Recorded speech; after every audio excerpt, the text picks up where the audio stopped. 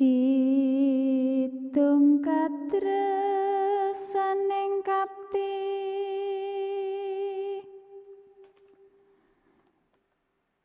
Di beberapa daerah di Indonesia, ilmu perdukunan bukanlah hal yang tabu. Masih banyak masyarakat yang saat ini memilih perdukunan untuk menyelesaikan permasalahan.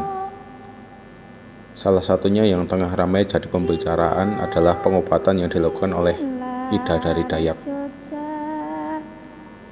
Tidak hanya pengobatan, perdukunan kadang ditempuh juga untuk perkara percintaan. Bahkan ada peribahasa di masyarakat yang lazim diucapkan, yaitu cinta ditolak dukun bertindak. Sehingga kemungkinan besar masih ada saja yang memilih untuk memikat orang yang disukainya dengan ilmu pelet. Meski sebagian masyarakat tidak percaya juga dengan ilmu pelet sendiri. Namun, karena hal ini merupakan jalan pintas yang melibatkan kekuatan gaib, ada sejumlah dampak negatif yang bisa dialami oleh para korban ilmu pelet.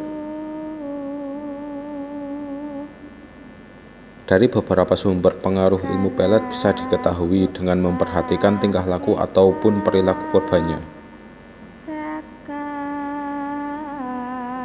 Berikut adalah ciri-ciri orang yang kemungkinan besar terkena pelet. Yang pertama, tidak bisa membaca ayat Al-Quran sampai selesai. Korban pelet dipastikan tak bisa membaca ayat Al-Quran sampai akhir, bahkan surat pendek sekalipun. Kedua, kepikiran terus-menerus. Salah satu ciri terkena ilmu pelet adalah sulitnya untuk berkonsentrasi.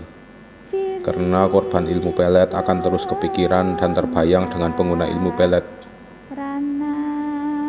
Perlu beberapa kali pertanyaan untuk mendapatkan jawaban yang akurat dari korban pelet.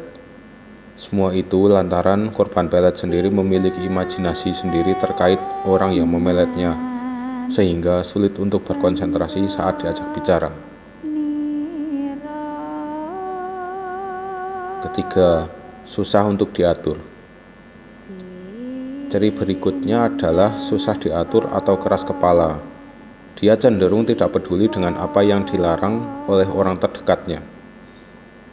Terlebih apabila dilarang untuk bertemu dengan pengguna ilmu pelet. Yang keempat, enggan untuk beribadah.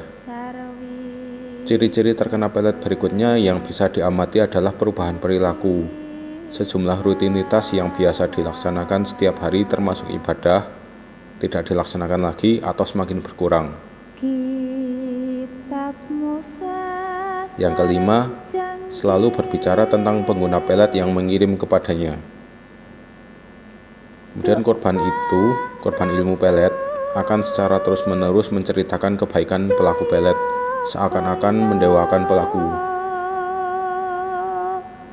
Keenam, adanya perubahan sifat dan perilaku. Orang tersebut bisa menjadi lebih agresif atau lemah lembut. Namun di satu sisi, dia bisa lebih tertutup atau lebih ekspresif.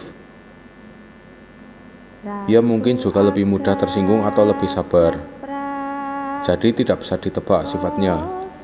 Perubahan ini seringkali tiba-tiba terjadi tanpa alasan yang jelas dan bisa membingungkan orang yang ada di sekitarnya karena terjadi secara mendadak.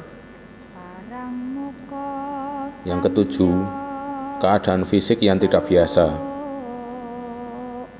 Orang yang terkena pelet biasanya mengalami gangguan fisik seperti sakit kepala dan sakit perut.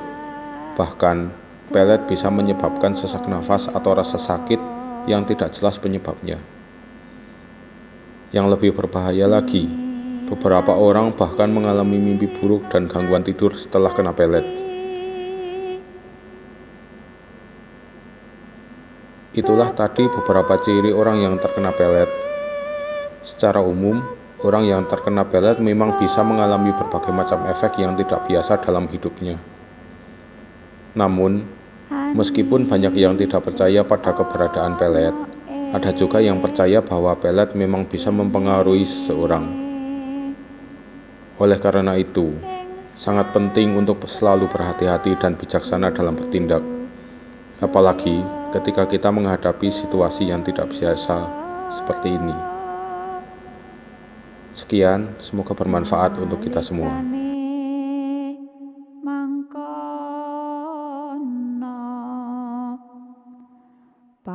Panjumeneng Ratu Agung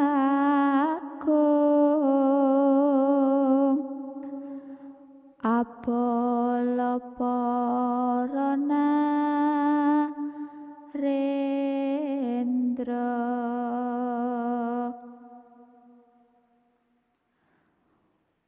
Wos